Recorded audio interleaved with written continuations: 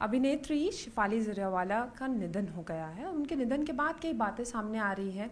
कभी कहा गया कि उनको कार्डियक अरेस्ट हो गया है, कभी बताया जा रहा है कि वो एक एंटी एजिंग ट्रीटमेंट ले रही थी जिसके ज़रिए ये हुआ है। तो सीधा डर्मेटोलॉजिस्ट से समझते हैं और सीनियर डॉक्टर से समझते हैं कि आखिर में क्या हुआ होगा और ये जो ट्रीटमेंट है ये कितना सेफ़ होता है, कितना नहीं। तो हमारे साथ डॉक्टर ऋषि हैं।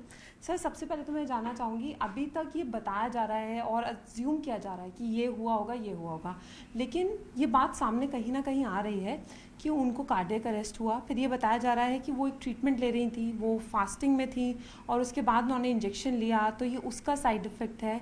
आप किस तरीके से इसको बताएंगे कि क्या ऐसा हो सकता है? एक्चुअली हमारे पूरे मार्केट में ये सोशल मीडिया करके बहुत सारे बेकार के ट्रीटमेंट्स को बहुत ज़्यादा ग्रो किया जा रहा है थ्रू इन्फ्लुएंसर्स। हर दवाई लेने से पहले किसी का बेसलाइन चेकअप होना चाहिए, liver, kidney, heart, lungs, brain, कोई भी वाइटल ऑर्गन का। ये नहीं किया जा रहा। लोग अपने आप ही डॉक्टर बन गए हैं और व्हाट्सएप यूनिवर्सिटी से पढ़ाई करके और खूब सारे मर्दबान भर भर के दवाई लेते हैं फॉर एंटी एजिंग। एंड जब साइंटिफिक डेटा इसका ढूंढने जाओ तो आपको कुछ भी नहीं मिलता, बहुत ज़्यादा डेंजरस एक ट्रेंड शुरू हुआ है गोरा होने के लिए पूरी बॉडी के लिए कि इंट्रावीनस आईवी ग्लूटाथियोन। बड़ा क्लियरली लिखा हुआ है फिलीपींस के FDA means food and drug administration ने कि उन्होंने बैन किया था इसको। कारण ये था कि उन्होंने बोला लिवर टॉक्सिसिटी, किडनी टॉक्सिसिटी, एक ड्रग रिएक्शन जिसमें मौत हो सकती है, स्टीवन जॉनसन सिंड्रोम। उन्होंने बोला विटामिन सी के साथ अगर इसको दिया जाए तो किडनी स्टोन्स भी बनते हैं। उसके बाद एक और चीज़ आप समझिए, जब आप इंटरनेट से दवाई लेते हैं, it is not standardize medicine. कोई बड़ी कंपनी नहीं है, कोई भी, सारे लोग बोल रहे हैं हमारी दवाई बेस्ट है। तो वो इंट्रावीनस जब आप ले रहे हैं तो हेपेटाइटिस बी, हेपेटाइटिस सी और आपको वेरियस जो ब्लड बोर्न डिजीज़ होती हैं वो आपको हो सकती हैं एंड एब्सोल्युटली लाइफ थ्रेटनिंग होती है। अब ये तो वहाँ के डॉक्टर जज करेंगे कि कैसे डेथ हुई, लेकिन मेरी तरफ से अगर आपने ये क्वेश्चन पूछा है कि एक पूरा बाज़ार या मंडी है इन सारे प्रोडक्ट्स की जिनकी साइंटिफिक वैलिडेशन नहीं हुई, ड्यू डिलिजेंस से जो ट्रीटमेंट करने से पहले आपको जो ध्यान रखना चाहिए वो नहीं हो रहा। अंधाधुंध लोग खा रहे हैं। कई बार बड़ी यंग लड़कियां हैं या लड़के हैं जिनको एंटी एजिंग की ज़रूरत नहीं है, वो भी अपना आराम से इसको खा रहे हैं। तो जैसे आपने बताया कि बहुत कॉमन हो गया, लोग बोटॉक्स, फिलर्स बहुत कुछ कराते हैं, क्या सच में इसका असर दिल पर पड़ता है? नहीं, बोटॉक्स का ऐसे नहीं पड़ता अगर प्रॉपर डॉक्टर हो। बोटुलिनम टॉक्सिन कहते हैं, बोटॉक्स तो कंपनी का नाम है।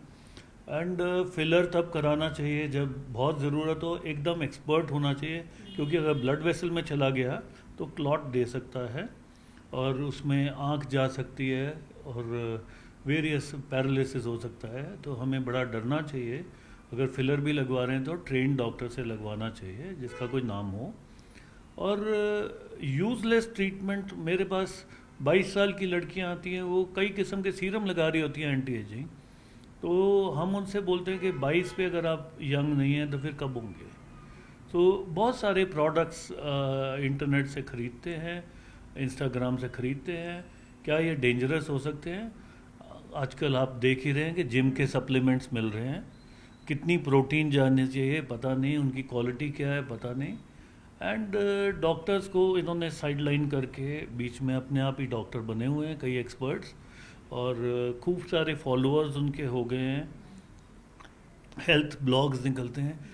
एजुकेशन जब उनकी पूछें तो एजुकेशन नहीं है, सिर्फ ग्लिप टॉकर कहते हैं इंग्लिश में, कि बातें करने में तेज़ हैं, बाकी तो कोई तथ्य नहीं है। तो जैसे आपने बताया कि ये हार्मफुल तो होते हैं, लेकिन ये भी बताया जा रहा है कि वो 8 साल से ट्रीटमेंट ले रही थी। क्या इसका भी असर पड़ता है कि अगर आप बहुत लंबे समय से कोई ट्रीटमेंट ले रहे हैं तो क्या उसका भी एक साइड इफेक्ट होता है?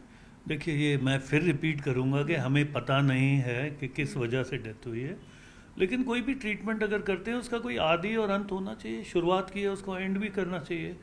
बड़े बड़े कनस्तर लेके, इतने बड़े बड़े डब्बे लेके जिम की सप्लीमेंट्स लोग खाते हैं, जिसका मतलब 5-5 किलो के डब्बे प्रोटीन के लोग खा रहे हैं।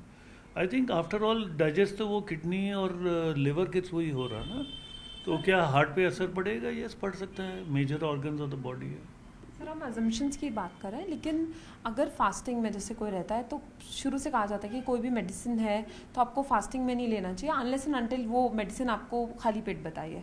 तो क्या ऐसी ट्रीटमेंट का भी प्रॉब्लम होती है कि अगर आप ले लेते हैं तो क्या उसका साइड इफेक्ट होता है? ये कहना मुश्किल है कि इंट्रावीनस ग्लूटाथियोन खाली पेट लगनी चाहिए या नहीं, क्योंकि आप इंट्रावीनस रूट से दे रहे हैं, इसका कोई पुष्टि नहीं कर सकते हम। लेकिन generally it is unregulated use of medication जिसके खिलाफ मैं हूँ। अगर आपके सौजन्य से हम ये बोल सकते हैं तो यही बोलें कि please be careful about all these medications लेने से पहले, क्योंकि unnatural deaths are on the rise हमारी सोसाइटी में।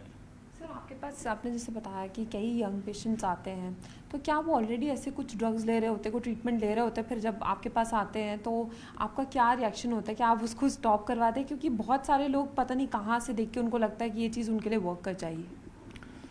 ओवर कॉन्फिडेंस और अंडर क्वालिफिकेशन एक घातक चीज़ है जिसमें थोड़े टाइम बाद सिर्फ मौत ही होगी, क्योंकि ओवर कॉन्फिडेंस लोगों में आ चुका है। इंस्टाग्राम पे पढ़ते हैं, रील देखते हैं, यूट्यूब से देखते हैं एंड दे आर कन्विंस्ड कि हम सही हैं, मतलब ऊपर से दे आर इनकरेज्ड कि ये वाली चीज़ करिए।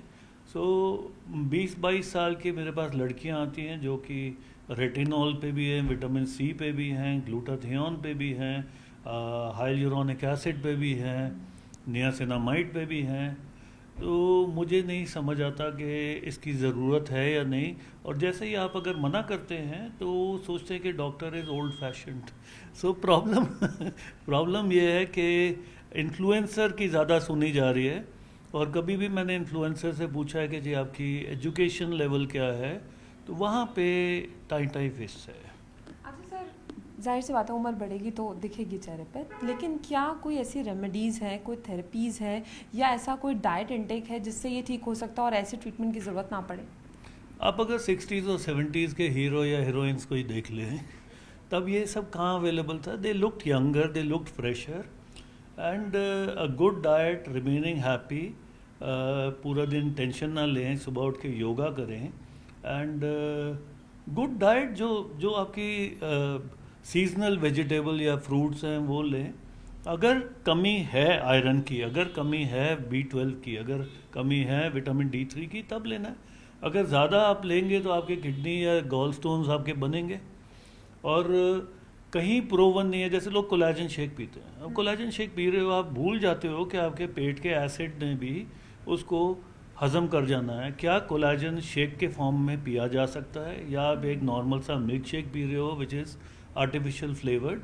ये हमें देखना है, क्योंकि जब भी साइंटिफिक पेपर हम पूछते हैं इनसे, साइंटिफिक पेपर्स नहीं है। पूरे के पूरे ग्लूटाथियोन पे 4 पेपर से ज़्यादा नहीं है, वो भी लॉजेंजेस के फॉर्म में और कंपनी स्पॉन्सर्ड ट्रायल के हिसाब से। बड़ी महंगी दवाइयाँ, ये सस्ती नहीं है। There is a huge market which is going on. और डॉक्टर शायद जितना मना करता है, मे बी हम लोग उतने ग्लैमरस नहीं साउंड करते, सो उनको ये लगता है कि नहीं आता। और आजकल सेल्फ मेडिकेशन बहुत ज़्यादा बढ़ गई है, सरकार को कुछ करना पड़ेगा। सर क्या ड्रिंकिंग एंड स्मोकिंग से भी एजिंग वाला प्रॉब्लम होता है, ऐसा कुछ नहीं है? बड़ा ऑब्वियस क्वेश्चन है कि ड्रिंकिंग और स्मोकिंग, इट इज़ नोन। तो कैंसर की फ़ोटो बनी हुई है स्मोकिंग पे, उसके बाद भी मेरे पास लड़के लड़कियां आते, क्या ये ख़तरनाक है या नहीं? बिल्कुल ख़तरनाक है। आपको पता है लिवर कैंसर का सबसे पहला कारण जो सा है वो ड्रिंकिंग है। लिवर सिरोसिस, फैटी लिवर, इनका ड्रिंकिंग है। ब्रेन पे इफ़ेक्ट पड़ता है, हार्ट पे इफ़ेक्ट पड़ता है। हमारे 5 मेजर ऑर्गन हैं, kidney, liver, heart, lungs, brain, इन सब पे इसका असर पड़ता है। तो ये तो पूछने वाला क्वेश्चन जो सा है ऑब्वियस है। I think you are trying to कि मेरे मुंह से निकाले।